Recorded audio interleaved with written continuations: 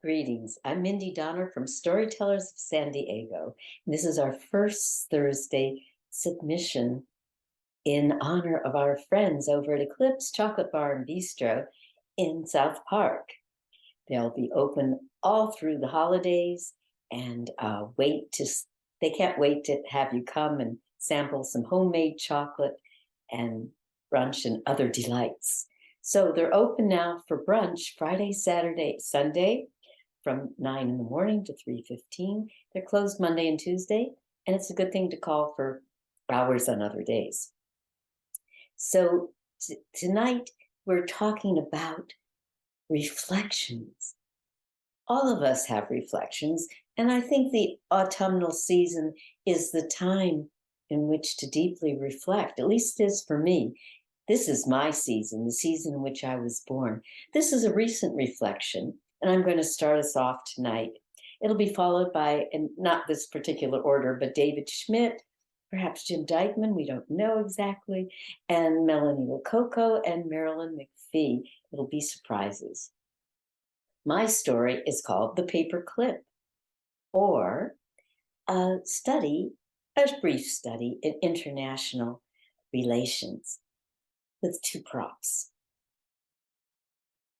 I was on a trip through Europe over a month, and I was rerouted and reconnected on my way home through Frankfurt. I had known about this, and somehow this stuck in my mind as, problematic.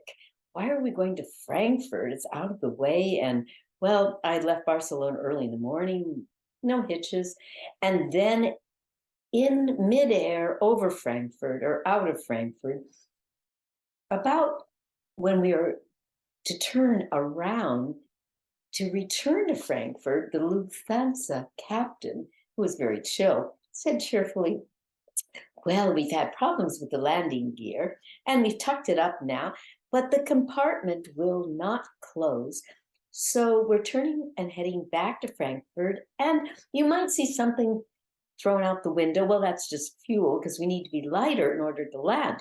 And don't pay any attention if you see that." Okay. He felt pretty confident. And that happened right when we were turning back. So we landed safely. For that, I'm grateful. And all of us filed out, all 300 of us. Now, that may not sound like such a significant number, but there were 3 Lufthansa representatives to handle all 300 of us who all needed help. Now, I had reflected that my main concern, my biggest issue, was that I couldn't use my phone with my Spanish SIM card. And I had but one instrument to get that SIM card tray open and return my my US SIM card. It was this, a huge paper clip unbent. I knew in advance it wouldn't work. I didn't have another paper clip. And I went up to the counter. I was almost first in the queue, and that was pressing on my mind. And I asked, "May I have a paper clip, please?" Well, the Lufthansa rep was a very sturdy woman with blonde hair and "I can take care and get you on your way" attitude.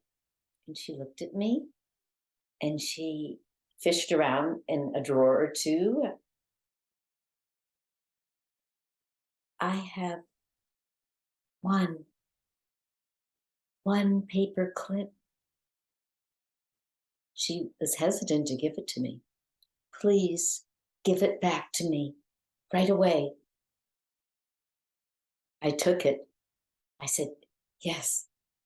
And then I went off, and I didn't insert it in my phone right away. I thought, I should better get some information about my next connecting flight. I could be missing it. So I got in the queue again, and she saw me. And she implored, "Do you have my paper clip?" Yes, but I can't give it back now. I'll go use it on my phone right away, I promise." And she looked at me And I could see a crack in her fortitude. And she leaned out and she said, please, as soon as you can, I have just this one paper clip for 300 customers. I did not smile. I understood. It was a metaphor for her, for a tool to help all these people who needed help. And for me, it was a metaphor to be connected to my family in San Diego and all that I know. And so this paper clip, this object of insignificance, had assumed gigantic proportions. And so this time I went off into a quiet corner and I inserted the paper clip in the hole to the tray that holds the SIM card. And I put muscle into it. Oops! Up, up, up, and away flew my SIM card tray, landing where I don't know. I got on my belly in front of, I don't know how many people, it didn't matter, and I belly surfed the floor. And the floor was grain white marble, and my eyes could not pick up anything that looked like a paper clip, although I was groping with my hands out. And I searched and searched, and this very empathetic French-Canadian couple, the woman came over and she held out her phone and she shone the light.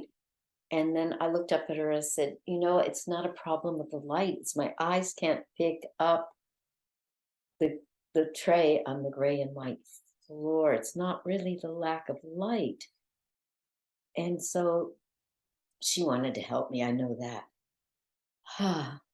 At some point, I sat down and I just said, I don't know what to do.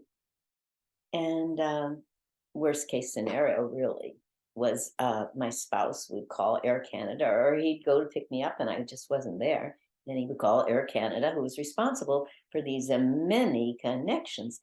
And I just sat there, accepting I was out of communication.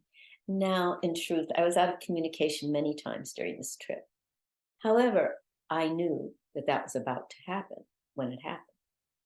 This time, I was just unprepared. So I sat there. And then the French-Canadian woman says, I see your SIM card tray. Where? There it was, adhered to the window. I went over and I picked it up. I had my US SIM card. I lined up the cut corner to the cut corner and I put it in, and then I began to push in the tray and I noticed my hand, which is usually steady, was trembling. And her nice Canadian, French-Canadian husband was watching me, and I just silently handed him the whole phone. And with his steady hand, he pushed in the tray and handed it back. So triumphantly, I went back to the queue and I saw the Lufthansa representative one last time. And triumphantly, I handed her the object of our cooperation, the paper clip, and said, here it is. Thank you. She took it. Then, for the creme de la creme, I gave her my big paper clip and said, here's another one. And she took it. And she said, now I have two. And that's the end of my story, Paperclip, or a brief study in international cooperation. Thank you. Enjoy.